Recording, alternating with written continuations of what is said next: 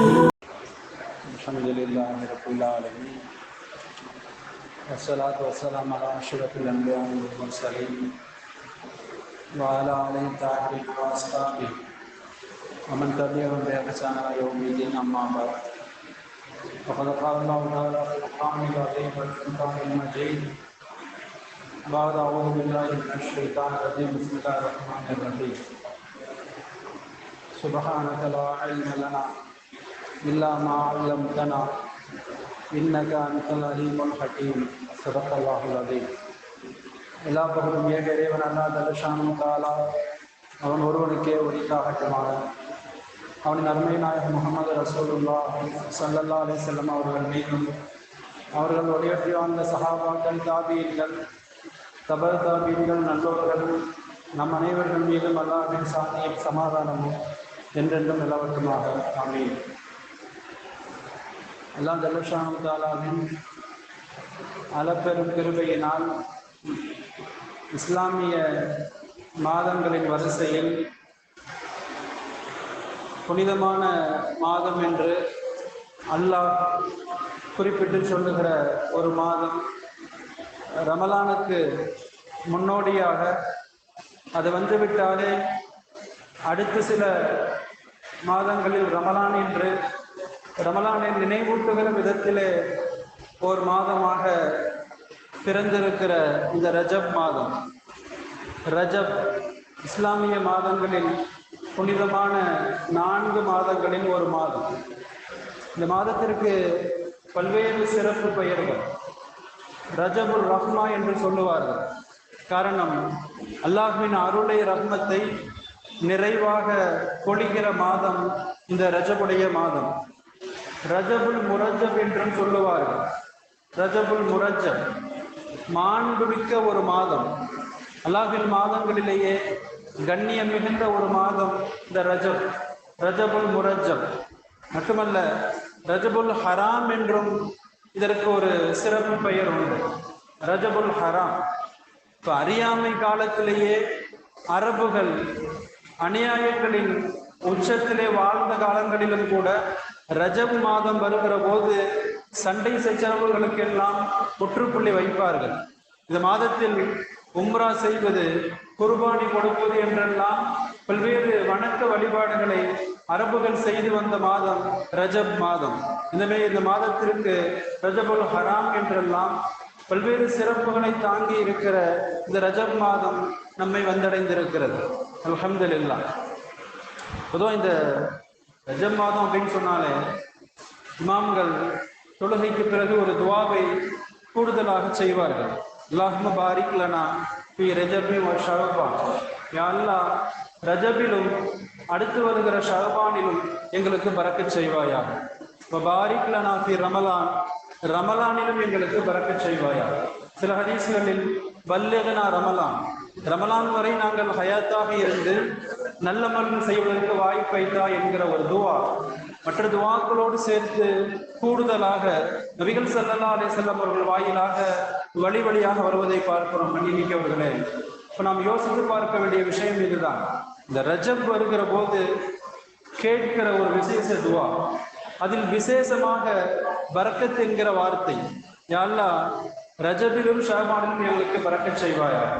பொதுவாக இஸ்லாமிய பார்வையில் பரக்கத் என்பது அதிகத்திற்கு பெயர் அல்ல. பரக்கத் நிறைய இருப்பது, நிறைய செல்வம், இப்போ நிறைய குழந்தைகள் ஏராளமாக இருப்பதற்கு பெயர் பரக்கத் அல்ல. பரக்கத் என்பது இருக்கிற குறைவான அம்சம் எல்லா தேவைகளையும் நிறைவு செய்யும். இருக்கிற குறைவான உணவு எல்லோருக்கும் போதுமானதாய்.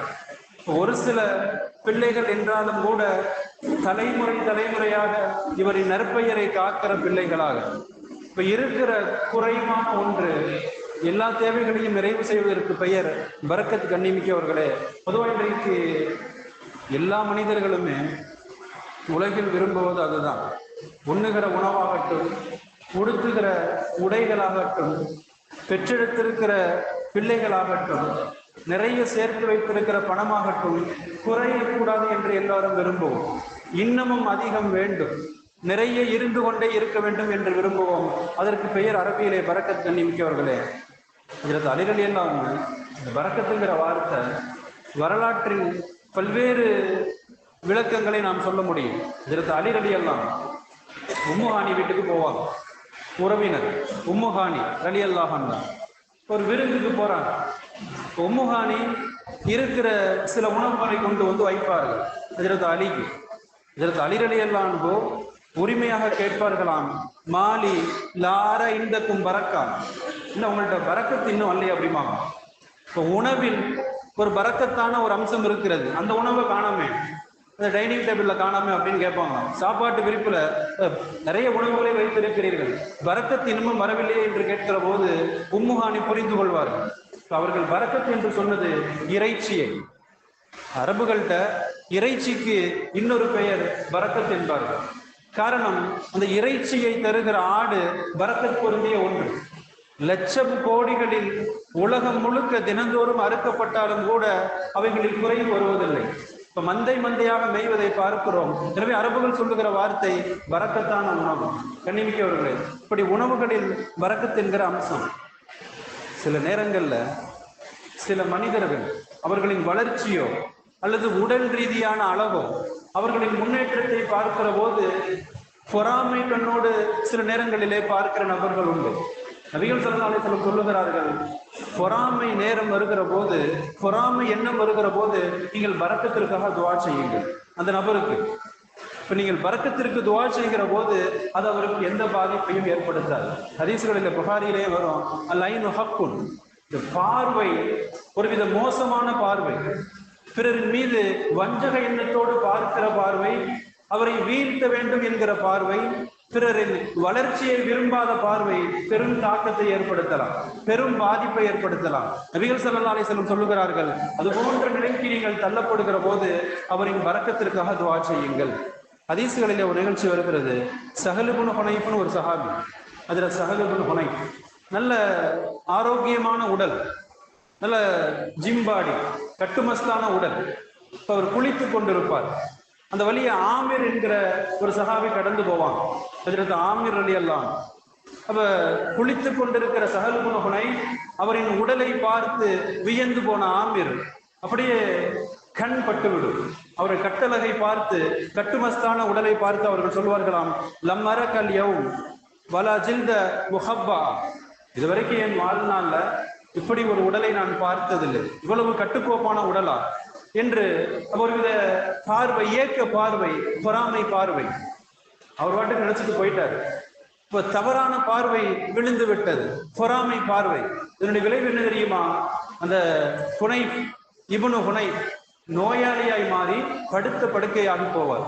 இப்ப இவ்வளவு மனித பார்வைகள், தவறான பார்வைகள், பிறர் மீது எரிச்சல் கொண்ட பார்வைகள் பெரும் விளைவுகளை ஏற்படுத்தலாம். இப்ப அவர் படுத்த படுக்கையாயிடும். பெருமானாருக்கு விஷயம் போகும், யார் ரசூலுல்லாஹ் இப்படி உடம்பு சரியில்லாம போயிட்டாரு. பெருமானார் கேட்பார்கள், யார் மீதும் சந்தேகம் இருக்கிறதா? இப்ப சில பேர் சொல்லுவாங்க, ரசூலுல்லாஹ் ஆமிர் அந்த வழியா கடந்து போனாரு, அவர் மீது சந்தேகம் இருக்கிறது. நபிகள் ஸல்லல்லாஹு அலைஹி வஸல்லம் ஆமிரை அழைத்து வர சொல்லி பெருமானார் உண்மையாக சொல்லுவார்கள், அலாம யக்துலு அஹதுக்கும் அஹா, உங்களில் ஒருவர் தன் சகோதரனை பொறாமை கண்கொண்டு, இப்படி வஞ்சக எண்ணம் கொண்டு ஏன் நீங்கள் கொல்லுவதற்கு முயற்சிக்கிறீர்கள்? நபிகள் ஸல்லல்லாஹு அலைஹி வஸல்லம் வன்மையாக சொல்லிவிட்டு அந்த ஆமிருக்கு உத்தரவிடுவார்கள். தண்ணீர் கொண்டு வர சொல்லி அவரை குளிக்க சொல்லுவார்கள். அவர் குளித்த பிறகு அந்த தண்ணீரை சேகரித்து நோய்வாய்ப்பட்டிருக்கிற, படுத்த படுக்கையில் இருக்கிற ஸஹல் இப்னு ஹுனைஃபை உடல் மீது ஊற்ற சொல்லுவார்கள். அவர் நோய் குணம் பெறும். கண்ணிமிக்கவர்களே, ஒரு பெருமானார் சொல்லுகிற செய்தி அதுதான். சில நேரங்களில் பொறாமை எண்ணம் வருகிற போது, பிற சகோதர முஸ்லிம் மீது வஞ்சக எண்ணம் வருகிற போது அவரின் பரக்கத்திற்காக துஆ செய்ய வேண்டும். கண்ணிமிக்கவர்களே, அந்த துஆ பொறாமையின் பாதிப்பை தவிடுபடியாக்கும். இந்த தீய எண்ணத்தின் விளைவுகளை ஒன்றுமில்லாமல் செய்துவிடும். மன்னிக்கவர்களே, ஆக பரக்கத் என்கிற அம்சம் ஒவ்வொரு முஸ்லீமின் வாழ்விலும் எல்லா நேரங்களிலும் தேவையான ஒரு அம்சம். ஒண்ணுமில்லை, இந்த மணமக்களை வாழ்த்தணும். கல்யாணமான மணமகன் மணமகள் ஆரம்ப கால அறியாமை காலத்துல வாழ்த்துக்கள் இப்படியெல்லாம் கூட இருந்திருக்கிறது. பிர்ரிஃபா வல் பனீன் என்று வாழ்த்துவார்களாம். இன்னைக்கு நம்ம பாரக்கல்லா என்று வாழ்த்துகிறோம். பிர்ரிஃபா வல் பனீன், இது பெண் குழந்தைகளை புறக்கணிக்கிற ஒரு வாழ்த்து. அல்லாஹ் உனக்கு ஆண் குழந்தைகளை நிறைய தருவானாக. இப்ப பெண் குழந்தைகள் லிஸ்ட்ல வரல. நபிகள் ஸல்லல்லாஹு அலைஹி வஸல்லம் அந்த வாழ்த்தை புறக்கணித்து விட்டு நாம் பிரபலமாக அறிந்திருக்கிற பாரக்கல்லா லக்க பாரக்க அலைக்க. இப்ப நபிகள் ஸல்லல்லாஹு அலைஹி வஸல்லம் திருமண வாழ்வில் இணையவிருக்கிற மணமக்களுக்கு செய்த துவா பரக்கத்திற்கான துவா. அவர்கள் வாழ்வில் நபிகள் ஸல்லல்லாஹு அலைஹி வஸல்லம் பரக்கத்தை தான் கேட்கிறார்கள். கண்ணிமிக்கவர்களே, யோசித்து பார்க்கிறோம். பிறந்த குழந்தை முதல் திருமணம் உட்பட வாழ்வின் எல்லா நிலைகளிலும் ஒரு முஸ்லீம் அல்லாஹ்விடத்தில் கேட்க வேண்டிய அம்சம் பரக்கத் என்பதை நாம் தெரிந்தாக வேண்டும். கண்ணிமிக்கவர்களே, நாம் உண்ணுகிற உணவுகளில் கூட அல்லாஹ் ஜல்லஷானு தஆலா பரக்கத்துகளை வைத்திருக்கிறார். உண்ணுகிற உணவுல ஒரு முஸ்லீமை பொறுத்தவரை வாழ்வின் எல்லா அம்சங்களிலும் அவர் அல்லாஹ்வால் விரும்பப்படுகிற முஸ்லீமாக இருந்தால், அல்லாஹ்வின் அருளை பெற்ற முஸ்லீமாக இருந்தால் பரக்கத்தை பார்க்க முடியும். கண்ணிமிக்கவர்களே, அதனாலதான் குறைவான உணவு இருந்தாலும் கூட ஒரு முஸ்லீமை பொறுத்தவரை அல்லாஹ் வயிற்று பசியை போக்குவான். அது அவரது பசி போக்குற உணவாக மாறும். கண்ணிமிக்கவர்களே, இமாம் நவவி ரஹ்மத்துல்லாஹி அவங்க சொல்றாங்க, பசிக்காண்டி உணவு சாப்பிட்றோம். நல்ல உணவு எது தெரியுமா? உண்ணுகிற உணவுகளில் பரக்கத்தான உணவு எது தெரியுமா? நபி அவங்க சொல்லுவாங்க, ஒன்று அது பசி போக்க வேண்டும், சாப்பிட்ட உடனே பசி போயிடணும், பசி தீர வேண்டும். இரண்டாவதாக சொல்லுவார்கள், ஆகிபத்து மினல் அதா, அந்த உண்ணுகிற உணவு பின் விளைவுகளை ஏற்படுத்தக்கூடாது. அதனால் உடல் ரீதியான உபாதைகளோ அல்லது ஏதேனும் இன்றைக்கு நிறைய பெரிய லிஸ்டாக இருக்கிற நோய்கள் எதையும் அந்த உணவு உருவாக்கக்கூடாது. இப்போ உடலுக்கு ஆரோக்கியம் தருகிற உணவாக இருந்தால் அது பரக்கத் பொருந்திய உணவு. பின் விளைவுகளை ஏற்படுத்தாத, உடல் உபாதைகளை ஏற்படுத்தாத உணவாக இருந்தால் அது பரக்கத் பொருந்திய உணவு. இன்னொரு அம்சத்தையும் சொல்லுவாங்க, பரக்கத்தான உணவு எது தெரியுமா? யுகவ்வி அலத்தாத், இந்த உணவு உள்ள போயிட்டு நன்மைகள் செய்வதை, இபாதத்துகள் செய்வதை அவருக்கு தூண்ட வேண்டுமா? ஏன்னா உண்ணுகிற உணவு உடலில் உள்ளே சென்று செரித்து இரத்தமாக, சக்தியாக, இறுதியாக பல்வேறு விட்டமின் மினரலாக எல்லாம் பிரிந்து கழிவாக அது மாறுகிற போது அது உள்ளே சென்ற உணவு இந்த வேலையை செய்ய வேண்டும். அது அவருக்கு இபாதத்தை தூண்டுகிற உணவாக இருக்க வேண்டும், நல்ல காரியங்களை தூண்டுகிற உணவாக இருக்க வேண்டும், நல்ல சிந்தனைகளை ஏற்படுத்துகிற உணவாக இருக்க வேண்டும். இது பரக்கத் பொருந்திய உணவு என்பார்கள் இமாம் நவவி ரஹ்மத்துல்லாஹி அவர்கள். கண்ணிமிக்கவர்களே, யோசித்து பார்க்கிறோம், இப்போ உணவுல பரக்கத்தான உணவை அல்லாட்ட நம்ம கேட்கணும். இன்னைக்குள்ள காலகட்டத்தில் எவ்வளவு உணவுகளில் பரக்கத்து இல்லாமல் போயிருக்கு. சாப்பிட்ற உணவே நம்மை தீமைகளுக்கு தூண்டுகிறது. காரணம், உண்ணுகிற போது அதன் ஒழுங்குகளை நம்ம பேண்டது இல்லை. டிவி பார்த்துக்கிட்டே சாப்பிட்றது அல்லது மொபைலில் கண்டதையும் பார்த்துக்கிட்டே சாப்பிட்றது. அப்போ உணவிற்குரிய கண்ணியம் இல்லாமல் உணவுகளை உண்ணுகிற போது அது உள்ளே போய் சக்தியாக மாறி நன்மையை தூண்டுவதற்கு பதிலாய் பல்வேறு பாவங்களை தூண்டுகிறது. கண்ணிமிக்கவர்களே, யோசித்து பார்க்கிறோம், உணவுகளிலும் கூட பரக்கத்தான அம்சம் இருக்குது. இன்னும் சொல்ல போனா ஒரு நிகழ்ச்சி அற்புதமாக சொல்லுவார். யூபியில் இருக்கிற தேவபந்த் மதரசா, தேவபந்துங்கிற ஒரு பெரிய ஏரியா, பிரபலமான ஏரியா. இப்போ அந்த ஏரியாவில் ஒரு மனிதர், ஒரு ஏழை மனிதர், ஷாஹிஜி என்று அவருக்கு பெயர். ஹலாலான சம்பாத்தியம், ஹலாலான ரிசுக்கை தேடி வருமானம் குறைவாக இருந்தாலும் கூட அல்லாஹ் பரக்கத் செய்கிற போது அது பெரும் விளைவுகளை பார்க்க முடியும், பெரும் மாற்றங்களை நம்மால் உணர முடியும். இந்த ஷாஹிஜி ஒரு ஏழை, சாதாரண கூலி தொழிலாளி. தினமும் வயல்ல போய் இந்த புல்லுக்கட்டை அறுத்துட்டு வந்து கால்நடைகளுக்காக விற்பனை செய்வார். ஒரு நாளைக்கு ஒரு கட்டு தான் விற்பாராம், பேராசையெல்லாம் கிடையாது. ஒரு நாளைக்கு ஒரு கட்டு. இப்போ அன்றைய கால மதிப்பின்படி ஒரு கட்டுக்கு விலை 6 பைசா. பைசா இருந்த காலங்கள் 6 பைசா. அதுல 2 பைசாக்கள் குடும்பத்திற்கு, குடும்ப செலவுகளுக்கு, 2 பைசாக்களை அல்லாஹ்வின் பாதையில் தர்மம் செய்து விடுவார். மிக குறைந்த வருமானம், சொற்ப வருமானம், அதிலையும் தர்மம் செய்கிற அற்புதமான ஒரு மனப்பான்மை. 2 பைசா செலவழிச்சிருவார். 2 பைசாக்களை தினந்தோறும் சேமித்து ஆண்டிற்கு ஒரு முறை தேவபந்த் மதரசாவினுடைய உலமாக்கள் எல்லோரையும் அழைத்து விருந்து கொடுப்பார். வருஷத்துக்கு ஒரு தடவை. எந்த அளவுக்கு அப்படின்னு சொன்னா, பெரும் பெரும் பேராசிரியர்கள், மார்க்க அறிஞர்கள் ஒவ்வொரு ஆண்டும் அந்த ஏழையின் விருந்தை எதிர்பார்த்து காத்திருப்பார்களாம். காரணம் கேட்டபோது சொல்வார்களாம், எப்ப அந்த எளிமையான மனிதர், மன தூய்மையான மனிதர், பரக்கத்தான உணவை விருந்தளிக்கிற மனிதர் அந்த உறவை உண்ணுகிறோமோ, அடுத்து 40 நாட்கள் தொழுகைகளில் உள்ளச்சத்தோடு தொழ முடியும் என்று சொன்னார்களாம். பரக்கத்தான உணவின் விளைவு இதுதான். கண்ணிமிக்கவர்களே, எனவே நிறைய சேர்ப்பது பரக்கத்தல்ல. வருமானம் நிறைய வேண்டும் என்று இன்றைக்கு வட்டி போன்ற சமாச்சாரங்கள், பல்வேறு பொய், புரட்டு, ஹராம் என்றெல்லாம் நிறைய கல்லாவை நிரப்புகிற போது அது வாழ்வின் பெரும் பாதிப்பை ஏற்படுத்தும். இப்படி ஒரு சொற்ப வருமானம் கூட அது நேர்மையான நியாய உழைப்பாக இருக்கிற போது இபாதத்துகளில் சுவையை கூட்ட முடியும், வணக்க வழிபாடுகளில் இன்பத்தை தர முடியும். கண்ணிமிக்கவர்களே, யோசித்து பார்க்கிறோம், உணவுகளில் பரக்கத்துண்டு. அல்லாட்ட உணவுகளில் பரக்கத்தை கேட்க வேண்டும். என்ன சொல்ல போனா பெருமானார் சொல்லுவாங்க, ஒரு மனிதர் காஃபிர் பெருமானாரை பார்க்க வருவார், இன்னமும் இஸ்லாத்தை ஏற்கல. பெருமானார் அவருக்கு பால் தர சொல்லுவார்கள். பொதுவாக யார் வந்தாலும் விருந்தளிப்பது பெருமானாரின் மரபு. இப்போ ஆட்டுப்பால் கறந்து தர சொல்லுவார்கள். இப்போ அவருக்கு ஒரு கோப்பை பால் தரப்படும், குடிச்சு முடிச்சிருவார். இன்னமும் எதிர்பார்ப்பார், 2வது கோப்பை, 3வது கோப்பை, இப்படியே 7 கோப்பை பாலை அவர் அருந்தி முடிப்பார். அடுத்து பெருமானாருடைய துவா, சில நாட்கள் அவருக்கு ஹிதாயத் கிடைக்கும், இஸ்லாத்தில் இணைவார். அடுத்து பெருமானாரை முஸ்லீமாக சந்திக்க வருகிற போது மீண்டும் அவருக்கு ஆட்டுப்பால் தரப்படும். ஒரு கோப்பை தான் குடிப்பாரு, பசி அடங்கி போயிடும். அடுத்து இன்னொன்று கொடுத்தா வேணான்னு சொல்லிடுவார். நபிகள் ஸல்லல்லாஹு அலைஹி வஸல்லம் சொல்லுவார்கள், இப்போ முஸ்லிம்களை பொறுத்தவரை முஸ்லிம் ஒரு இறைப்பை நிரம்புகிற அளவுக்கு தான உணவு உண்பார். இப்போ ஒரு இறைப்பை நிரம்புகிற அளவிற்கு பத்துகிற அளவுக்கு தான உணவு உண்பார். காபிரை குறித்து சொல்வார்களாம், காபிர்கள் இறை நிராகரிப்பாளர்கள் 7 இறைப்பைகள் நிரம்புகிற அளவிற்கு நிறைய உட்கொண்டே இருப்பார்கள். ஒருவித பேராசை, உணவின் மீது கொண்டிருக்கிற பேராசை. கண்ணிமிக்கவர்களே, குர்துபி அவங்க சொல்லுவாங்க, முஸ்லிம்களுக்கு ஏன் குறைவான உணவு போதும் தெரியுமா, பரக்கத்தான உணவு ஏன் போதும் தெரியுமா? ஒரு முஸ்லிம் அவசிய தேவைக்கு உணவு உண்பார். பசி என்று வருகிற போது பசி போக்குவதற்கு உணவு உண்பார். அவருடைய நியத்தை வயிறு நிரப்பணும் அப்படிங்கிறது இருக்காது. நான் சில உணவுகளை உண்டு அல்லாஹ்வை வணங்குவதற்கு சக்தி பெற வேண்டும், என் குடும்பத்தை கண்ணியமாய் காப்பதற்கு நான் உழைக்க வேண்டும், அதற்கு சக்தி வேண்டும் என்கிற நல்ல எண்ணம் முஸ்லிம் இடத்துல இருக்கும்.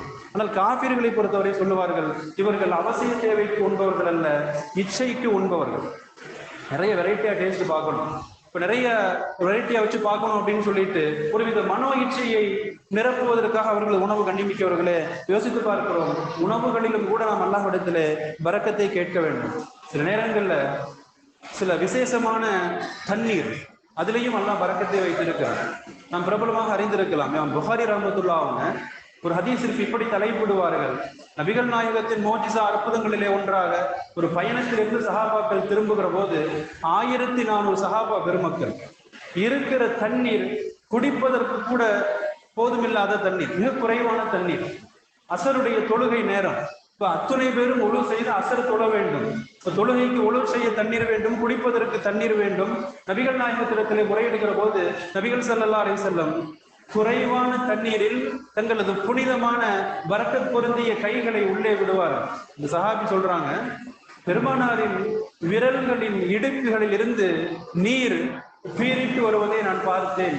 எல்லோரும் ஒழு செய்தோம், தொழுதோம், பாத்திரங்களிலே நிரப்பி கொண்டோம் என்றெல்லாம் சொல்லி இந்த ஹதீஸ் அறிவிச்சுட்டு புகாரி ரஹ்மத்துல்லாஹ் சொல்றாங்க, சஹாபாக்கள் அருந்தியது தண்ணீர் அல்ல, பரக்கத் என்று புகாரி பதிவு செய்வதை பார்க்கிறோம். மன்னிமிக்கவர்களே, அல்லாஹ் பரக்கத்தின் வாயில்களை திறந்து விட்டால் ஒரு முஸ்லிமை பொறுத்தவரை எவரையும் நாம் சார்ந்து வாழ தேவையில்லை, விலைவாசி உயர்வு குறித்தும் நாம் அஞ்ச தேவையில்லை. கண்ணிமிக்கவர்களே, எனவே அல்லாஹ்விடத்தில் நிறைய பரக்கத்துகளை கேட்பதற்கு நாம் கடமைப்பட்டு இருக்கிறோம்.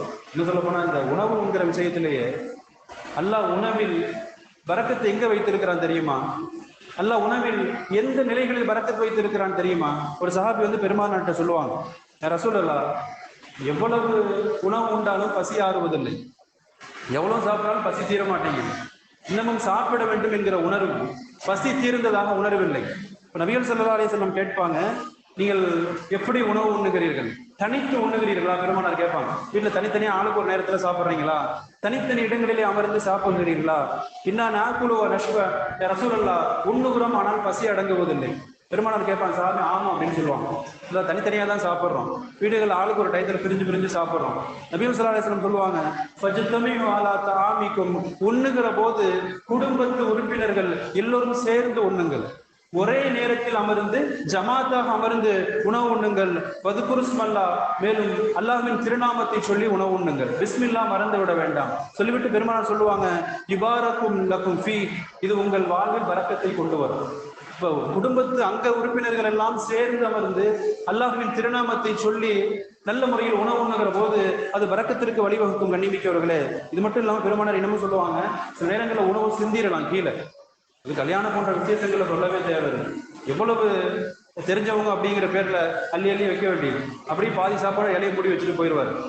இப்ப இறைச்சிகள் எல்லாம் கூட அப்படியே துண்டு துண்டா அப்படியே கிடக்கும், சாப்பிடாம எவ்வளவு வீண் விரயங்கள். நபிகள் ஸல்லல்லாஹு அலைஹி வஸல்லம் சொல்லுகிறார்கள், அமரபி லாகில் அசாபி, பெருமானார் சொல்லுவாங்க, ஷைத்தான் உங்களது வாழ்வில் எல்லா சந்தர்ப்பங்களிலும் உங்களை கண்காணித்துக் கொண்டிருக்கிறான். நீங்கள் என்ன நிலையில் இருந்தாலும், எந்த செயலில் இருந்தாலும் சைத்தானும் அவனது கூட்டாளிகளும் உங்களை கண்காணித்துக் கொண்டிருக்கிறார்கள். சொல்லிவிட்டு பெருமானார் சொல்லுவாங்க, நீங்கள் உணவு உண்பதற்காக அமருகிற போது சைத்தான் வருவான். சைத்தான் வந்து அருகிலே அமருவான். சொல்லிவிட்டு சொல்லுவாங்க, ஏதேனும் சில கவல உணவுகள் கீழே விழுந்து விட்டால் அதை எடுத்து நீங்கள் தூய்மை செய்து நீங்கள் உண்டு விடுங்கள். கீழே செஞ்சிற சாப்பாடை விட்டுறாதீங்க, அதை எடுத்து சுத்தம் செய்து உண்ணுங்கள். சொல்லிவிட்டு சொல்லுவார்களாம், நீங்கள் அப்படியே தவறவிட்டால் சைத்தானுக்கு அது உணவு. அப்ப சிந்துகிற உணவு, கீழே விழுகிற உணவு பரக்கத் பொருந்திய உணவாக இருக்கலாம். பெருமான் சொல்லிட்டு சொல்லுவாங்க, லா ததுருனஃபி ஐயத்தி பரக்கா, உணவில் ஒரு தட்டு நீங்கள் சாப்பிடுகிற போது எந்த உணவில் பரக்கத், எந்த பகுதியில் பரக்கத் என்று நீங்கள் அறிய மாட்டீர்கள். சைத்தான் அதை தட்டி கீழே விழ வைத்து பரக்கத்தை தடுத்து விடுவான். பெருமானாரின் வார்த்தையை பார்க்கிறோம் மன்னிமிக்கிறவர்களே. எனவே உணவு உண்ணுகிற போது இந்த ஒழுக்கங்கள் எல்லாம் பேணப்பட்டால் அந்த உணவு பரக்கத்தான உணவு.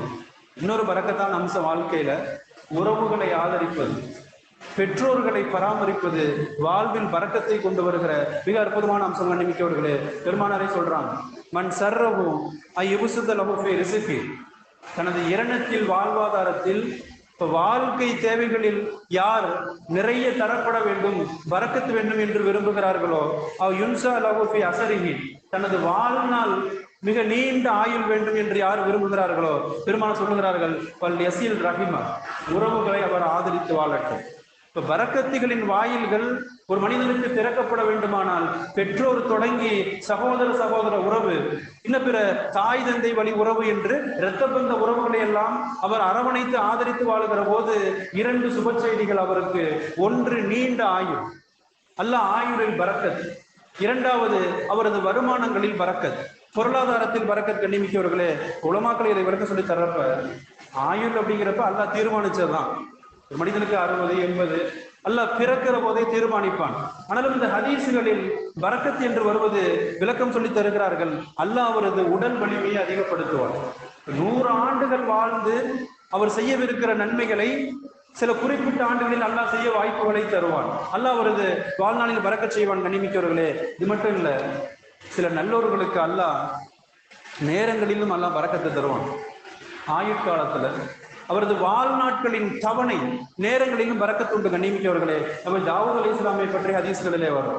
தாவூத் அலைஹிஸ்ஸலாம் மிக பெரும் ஆட்சியாளர், உலகையே ஆளுகிற அளவிற்கு பெரும் பிரம்மாண்ட ஒரு ஆட்சி. அவருக்கு அல்லாஹ் வழங்கி இருந்த அந்த வேதம், ஜபூர் வேதம், குரானை போன்ற வேதம், அந்த வேதத்தை அவர்கள் எவ்வளவு சொற்ப நேரத்தில் ஓதுவார்கள் தெரியுமா? அந்த வாகனங்களை எல்லாம் கட்டி போடுகிற நேரத்திற்குள்ளாக வேதத்தை ஓதி முடிச்சிருவாங்க. அவர் வைத்திருக்கிற குதிரை போன்ற பெரும் பெரும் வாகனங்களை எல்லாம் கட்டி பராமரிப்பு இறுதியாக கட்டி போற நேரத்துக்குள்ளார ஜபூரை முழுமையாக நிறுத்தி நிதானமாக இதுக்கு ஓதுவாங்க. அல்லாஹ் அவர்கள் நேரங்களிலே செய்த பரக்கத். கண்ணிமிக்கவர்களே, நம்முடைய சமுதாயத்திலும் கூட நபி ரஹ்மத்துல்லாஹ் சொல்லுவாங்க, நான் முன்னோர்களை குறித்து கேள்விப்பட்டிருக்கிறேன், அவர்களின் குர்ஆன் ஓதுதல் அல்லாஹ் அவர்களுக்கு செய்திருக்கிற பரக்கத் எப்படி தெரியுமா? ஒவ்வொரு நாளும் பகலில் அர்பு ஹத்தமாத் 4 குர்ஆன்கள், அர்பு ஹத்தமாத் ஃபில் லைல் இரவில் 4 குர்ஆன்கள். நம்முடைய அறிவுக்கு எட்டாது. இப்ப நமது குறுகிய அறிவை வைத்து யோசித்து பார்த்தால் அசாத்தியம் என்று தோன்றலாம். அல்லாஹ் நேரங்களில் யாருக்கு பரக்கத் செய்கிறானோ அத்துணையும் சாத்தியம். கண்ணிமிக்கவர்களே, இப்ப ஒரு நாளைக்கு 8 குர்ஆன்கள் ஓதி முடிக்கிற நேரங்களிலே பரக்கத்தெல்லாம் உண்டு. கண்ணிமிக்கவர்களே, அல்லாஹ்விடத்திலே நேரங்களிலும் பரக்கத்தை கேட்க வேண்டும். இன்னைக்கு எங்க வந்தாலும் நேரத்துல பரக்கத்து இல்லை, புலம்பிட்டு தான் இருக்கிறோம். இப்பதான் ஜும்மா வந்துச்சு, அடுத்த ஜும்மா வந்துச்சு அப்படின்னு புலம்பிட்டு இருக்கோம். இப்ப காலையில எந்திரிச்ச மாதிரி ஃபஜ்ர் தொழுத மாதிரி தெரியுது, அதுக்குள்ள நைட்டு வந்துருச்சு. இதுவெல்லாம் பரக்கத்து இல்லாத ஒரு தன்மை. கண்ணிமிக்கவர்களே, எனவே அல்லாஹ்விடத்தில் துஆ கேட்கிற போது கால நேரங்களில் பரக்கத்தை குறித்தும் அல்லாஹ்விடத்தில் கேட்க வேண்டும். கண்ணிமிக்கவர்களே, இறுதியாக பெருமானாருடைய அற்புதமான துஆ, அல்லாஹும்ம பாரிக் லனா ஃபீ ரஜப வ ஷஅபான், யா அல்லாஹ் ரஜபிலும் ஷஅபானிலும் எங்களுக்கு பரக்கத் செய்வாயா. பெருமானார் ஏன் இந்த மாதங்கள்ல பரக்கத்தை கேட்டாங்க? இப்ப விரிவுரையிலே சொல்லி தருகிறார்கள், பரக்கத்தின் அர்த்தம் அதுதான், நிறைய அமல் செய்ய வாய்ப்பு தருவாயா. ஏன்னா அடுத்து வரவிருக்கிற ரமலான், விருந்தாளியாக வரவிருக்கிற ரமலானுக்கு முன் தயாரிப்பாக இந்த மாதங்களிலே நிறைய குர்ஆன் ஓதுவது. ஓத தெரிந்தவர்கள் இப்ப இருந்தே ஆரம்பிச்சிருந்தோம். குர்ஆனை தொடாம இருந்திருப்போம், நல்லா ஓத தெரிஞ்சவங்க கூட குர்ஆனை மூடி வச்சிருப்போம். இப்ப தூசி தட்டி எடுக்க வேண்டிய நிலைக்கு இன்றைக்கு நான் வந்திருக்கிறோம் கண்ணிமிக்கிறவர்களே. எனவே ரமலான் வந்ததற்கு பிறகு குரானை தொடுவேன் என்கிற நிலை மாறி ரஜபில் இருந்து குரானை கையில் எடுக்க வேண்டும். இப்ப குறைந்தபட்சம் நல்ல ஓதக்கூடியவங்க ஒரு ஜுசு ஓதக்கூடிய வளமை, இப்போ ஒரு மாசத்துல ஒரு குரானை முடிச்சிடலாம். இப்ப ஃபஜ்ருக்கு வராத நபர்கள் ஃபஜ்ருக்கு வந்து பழக வேண்டும். ரஜப்ல இருந்தாலும் எல்லாமே ஆரம்பிக்கலாம். ஃபஜ்ருக்கு ஜமாத்தர் வந்து கொள்ளுகிற ஒரு வித பழக்கம். இப்படி சுன்னத் தொழாத பழக்கமுடையவர்கள் ரஜபிலிருந்து சுன்னத்துகளை கூட்டிக் கொள்வது. ஆக ரமலானுக்கான முன் தயாரிப்பாக இந்த ரஜப் கண்ணிமிக்கவர்களே யோசித்து பார்க்கிறோம். மட்டுமல்ல, இந்த பரக்கத்து அப்படிங்கிறது எவ்வளவு அற்புதமான ஒரு அம்சம் தெரியுமா? ஒரு சஹாபி தல்ஹா ரலியல்லாஹு பெருமானாட்ட கேட்பாங்க, ரசூலுல்லாஹ் 2 சகோதரர்கள் அடுத்தடுத்து ஒரு வருட இடைவெளியில இறந்துட்டாங்க. இப்ப முதல் சகோதரர் அல்லாஹ்வின் பாதையில் ஷஹீத், உயிர் தியாகி. இரண்டாவது சகோதரர் அடுத்த ஒரு ஆண்டு கிடைத்ததற்கு பிறகு இயற்கையான மரணம். இப்ப நான் கனவில் பார்த்தேன், ஷஹீதை முந்தி இரண்டாவதாக மரணித்த சகோதரர் சுவனத்திற்கு முந்தி போகிறார். எனக்கு ஆச்சரியம். காரணம் என்ன என்று கேட்பார்கள். வீல் செல்வாலேஸ்வரம் சொல்லுவாங்க, இதில் ஆச்சரியத்துக்கு என்ன இருக்குது? பெருமாள் சொல்லிவிட்டு காரணம் சொல்வார்களாம். முதல் சகோதரர் ஷஹீதை விட அடுத்து ஒரு ஆண்டு ஆயுட்காலம் இவருக்கு கூடுதல். ஒரு ஆண்டு ரமலான் நோன்பை இவர் நோட்டு இருக்கிறார், அவரை விட கூடுதலாக. அடுத்து பெருமாள் சொல்லுவாங்க, இந்த ஒரு ஆண்டு காலத்தில் இவர் தொழுதிருக்கிற தொழுகைகள் ஃபர்லுகள் மாத்திரம் கணக்கிட்டால் 6000 ரகாத்துகள். அப்ப தன் சகோதரனை விட கூடுதலான நோன்புகள், கூடுதலான இபாதத்துகள், இது இவரை சுவனத்திலே முந்தி கொண்டு போய் சென்றது என்பார்கள் நபிகள் ஸல்லல்லாஹு அலைஹி வஸல்லம். மன்னிமிக்கவர்களே, யோசித்து பார்க்கிறோம், கிடைக்கிற வாய்ப்பை நாம் பயன்படுத்த கடமைப்பட்டு இருக்கிறோம். ரஜபில் இருந்தே நிறைய இபாதத்துகளை நாம் அதிகப்படுத்த வேண்டும், நிறைய நன்மைகளை நாம் சேர்க்க வேண்டும். மன்னிமிக்கவர்களே, என்ன சொல்ல போனா இந்த ரமலான்ல பரக்கத் பெருமானார் கேட்டிருக்கிறாங்க. இப்போ பாரிக்கலனா ரமலான், ரமலானின் பரக்கத் என்பதற்கு விளக்கம் சொல்லி தர்றாங்க. யா அல்லாஹ், ரமலானில் நான் நோன்புகளை முழுமையாக நோக்க வேண்டும், பெருத்தே துவா. இரவு தொழுகை தராவிக்கு உட்பட எல்லா தொழுகைகளையும் நான் முறையாக நிறைவேற்ற வேண்டும். அடுத்து முக்கியமா பரக்கத் அப்படின்னு சொன்னா, ரமலானில் நான் பாவங்கள் செய்து விடக்கூடாது. என் பார்வையில் பேணுதல், என் நாவில் பேணுதல், என் காதில் பேணுதல் என்று எந்த உறுப்புகளாலும் பாவம் நிகழ்ந்து விடக்கூடாது. ரமலானின் பரக்கத்தை தாய் என்கிற துவா, இத்தனை கருத்துக்களை உள்ளடக்கிய ஒரு துவா கண்ணிமிக்கவர்களே. இறுதியாக இந்த புனித மாதத்துல பாவங்கள் நம்மகிட்ட நிகழ்ந்து விடக்கூடாது. ரஜபில் இருந்தே பேணுதல் இருக்கணும். அது நம் சார்ந்த பாவங்களோ அல்லது பிறருக்கு அநியாயம் செய்கிற பாவங்களோ, எந்த வகையான பாவங்களும் இந்த ரஜபில் இருந்தே தவிர்க்கப்பட வேண்டும். கண்ணிமிக்கவர்களே, இறுதியாக ஒரு சிறிய நிகழ்ச்சி ஹதீஸ்ல வருது. ஹஜ்ரத் உமர் ரலியல்லாஹு அன்ஹு ஒரு சபையை கடந்து போவாங்க. இப்போ ஒரு மனிதர், கண் தெரியாது, கண் குருடு, கால் முடம், நடக்க முடியாத நிலை. பிறரின் தயவில்லாமல் அவரால் ஒரு எட்டு எடுத்து வைக்க முடியாது, மிக மோசமான பாதிப்புக்கு உள்ளாக இருக்கிறார். பார்த்து ஹஜ்ரத் உமர் யார் என்று கேட்பார்கள். சொல்லப்படும், இவர் பனி சனா அப்படிங்கிற கோத்திரத்தை சார்ந்தவர். ஏன் இவருக்கு இந்த பாதிப்பு? சொல்லுவாங்க, ஒண்ணுமில்ல, இவர் அண்டை வீட்டாரின் சாபத்தை பெற்றவர், பக்கத்து வீட்டுக்காருடைய உச்சகட்ட அநியாயம் செய்து சாபத்தை பெற்றவர். ஹஜ்ரத் உமர் அந்த நபர் அழைச்சிட்டு வர சொல்லுவாங்க, பக்கத்து வீட்டுக்கார கூட்டிட்டு வாங்க அப்படின்னு சொல்லுவாங்க. கூட்டிட்டு வருவாங்க. ஹஜ்ரத் உமர் காரணம் கேட்பாங்க. அந்த நபர் சொல்லுவாரு, ஒண்ணுமில்ல, இந்த பனி சனா இவருக்கு அருகில் அண்டை வீட்டுல நான் வாழ்ந்துகிட்டு இருந்தேன். இவர்கள் சகோதரர்கள் 12 பேரு. இப்ப இவர்கள் எனக்கு செய்யாத அநியாயம் இல்லை. இப்போ சொல்றாரு, என் சொத்துக்களை எல்லாம் அனுமதி இல்லாமல் அனுபவிப்பார்கள், என்னுடைய சொத்தெல்லாம் முறையில்லாம அவங்க பயன்படுத்திக்குவாங்க.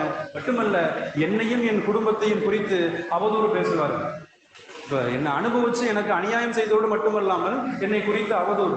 நான் பல காலம் அவர்களை எச்சரித்தேன், நிறைய அறிவுரை எல்லாம் செய்தேன், ஆனால் அவர்கள் திருந்துவதாக இல்லை.